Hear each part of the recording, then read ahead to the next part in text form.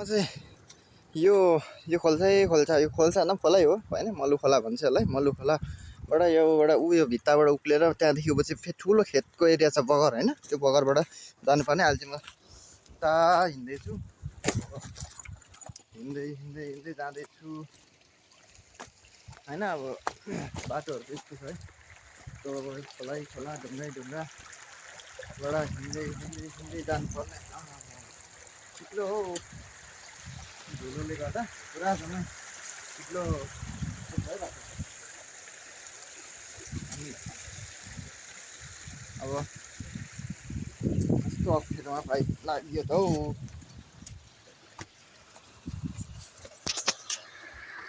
अब जाँदैछु,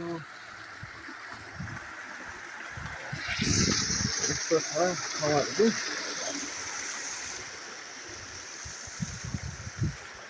तर पनि अब के गर्ने, हिँडेरै जानु पर्यो।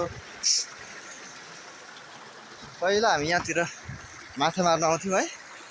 माछा हामी साथीहरूसँग आउँथ्यौँ 2-4जना भएर मिलेर, अनि माछा मार्थ्यौँ पुरा यो एरियामा चाहिँ होइन। अनि माछाहरू पनि पाउँथ्यो पहिला त। अब अहिले चाहिँ खै के हो त्यति साह्रो देख्दिनँ। एउटा कुद्दैछ, त्यो पनि अब पानी छैन। पानी नभएपछि माछा कहाँबाट आउँछ होइन। यो चाहिँ मल्लु खोला है, माइ खोला चाहिँ यता पर्छ। माइ खोला चाहिँ यताटी हो। यो मल्लु खोला म खोलाबाट जाँदैछु, खोला जाँदैछु। यति दामी पानी अलिकति देखियो है। अनि अब यता हो बाटो हाम्रो। यो माछा मार्नेहरूले थुनेको रहेछ। माछा हुन्छ एउटा अलि हुन्छ। अनि तर पहिला जस्तो हुँदैन है। पहिला हामी 1-2 किलो मारेर लान्थ्यौँ यहाँबाट। अब अहिले त खै खोलै देख्दिनँ। खोला नभएपछि कहाँबाट होस्। अब खोला चाहिँ यता हो होइन, खोला यताबाट अब हो। म जानुपर्ने यता यो भिर चढेर जानुपर्ने हो। अब खोला यता भएपछि अब खोला छोडेर अब म चाहिँ भिरतिर लागेँ। अब भिरको बाटो फेरि गाह्रो छ हौ। आमा कस्तो बाटो हिँड्नु पर्यो आज त। हत्तेरिका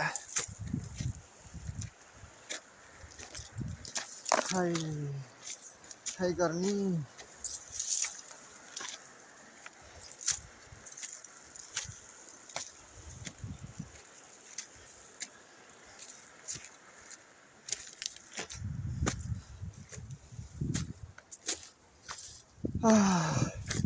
बल्ल टुप्पोमा पुग्नु आँट्यो।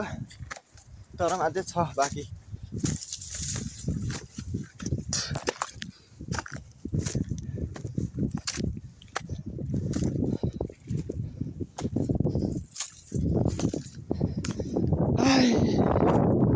उफ, यस्तो गर्मी भयो।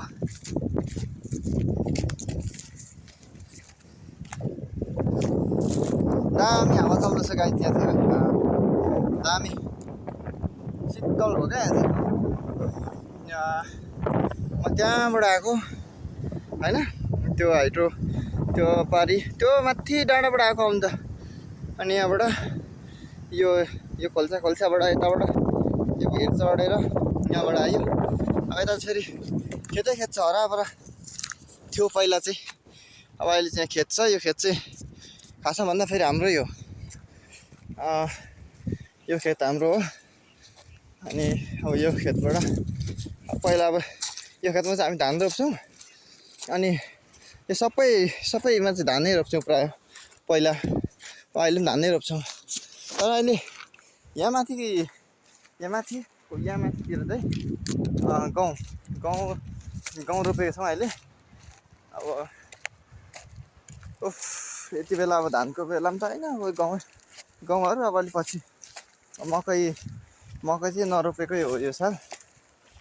अब छैन त्यति धेरै यहाँ मकैहरू, अलिअलि थोरै यसो 1-2 कल्लामा रोपेको छ।